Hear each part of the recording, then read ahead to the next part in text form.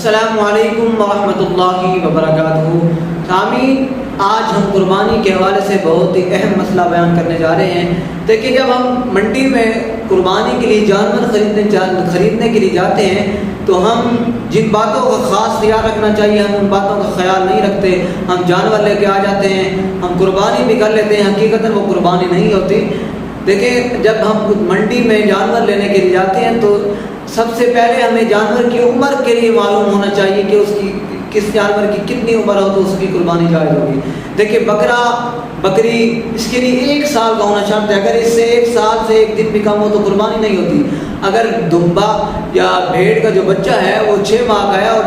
دور سے دیکھنے میں لگتا ہے سال کا ہے تو تب بھی اس کی قربانی علماء فقہاء نے کہا جائز ہے۔ گائے، بیل، بھینس، بھینسا اس کے لیے 2 سال عمر کا ہونا شرط ہے۔ اگر 1 دن بھی کم ہے تو قربانی نہیں۔ اس طرح اونٹ کے لیے 5 سال کا ہونا شرط ہے۔ ہم کیا کرتے ہیں، ہم منڈی میں قربانی کا جانور خریدنے کے لیے جاتے ہیں، ہم جا کے جانور پسند کرتے ہیں، ہمیں جانور خوبصورت ہوتا ہے، ہمیں پسند آ جاتا ہے، بعض دفعہ اس کا وزن زیادہ ہوتا ہے تو ہمیں پسند آ جاتا ہے، تو ہم کیا کرتے ہیں، ہم اس سے پوچھتے نہیں ہیں کہ کیا آیا یہ 2 سال کا پورا ہے، کیا یہ 2 سال کا پورا ہے، کیا یہ 5 سال کا پورا ہے، ہم اس سے پوچھتے نہیں ہیں،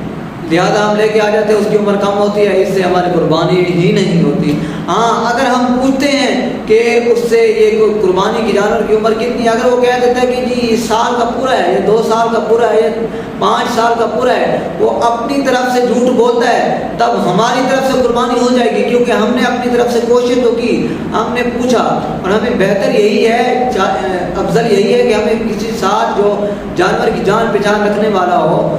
ہمیں اسے ساتھ لے جانا چاہیے تاکہ ہم یہ اس طرح کا کوئی دھوکہ نہ ہو۔ اور بعض دفعہ یہ ہوتا ہے کہ جانور جو ہے وہ لنگڑا ہوتا ہے، کیونکہ لنگڑا جانور جو خود چل کے قربان گاہ کی طرف نہیں جا سکتا، کمزور ہے، یا اس کی آنکھ کا ایک آنکھ سے اس کی نہیں ہے، بینائی نہیں ہے، وہ کانا ہے، اس طرح اس کا کان کٹا ہوا ہے اور اس طرح اس کا جو ہے نا سنگ شروع سے کٹا ہوا ہے، تو اس کی قربانی جائز نہیں، اس کی قربانی نہیں ہوتی۔ ہمیں ان چیزوں فکر نہیں ہوتی، خیال نہیں ہوتا، ہم جا کے جانور لے آتے ہیں، جو ہے نا کبھی ہم یہ کہتے ہیں کہ جی ہمارے بچے کو یہ پسند آ گیا لہٰذا ہمیں دے دیں، نہ ہم اس سے بحث کرتے ہیں اس کی عمر پوری ہے، یا ہم اس کو چلا کر نہیں دیکھتے کیا یہ چلنے میں کہیں اس کی ٹانگ کا کوئی مسئلہ تو نہیں ہے، کہیں یہ کمزور تو نہیں ہے، کہ اس کوئی بیماری تو نہیں لگی ہوئی، یا کوئی اس میں کوئی ایسا عیب نہیں نہ ہو کہ جس کی وجہ سے ہم لے تو جائیں، ہم قربانی بھی کریں لیکن ہماری قربانی نہ ہو۔ تو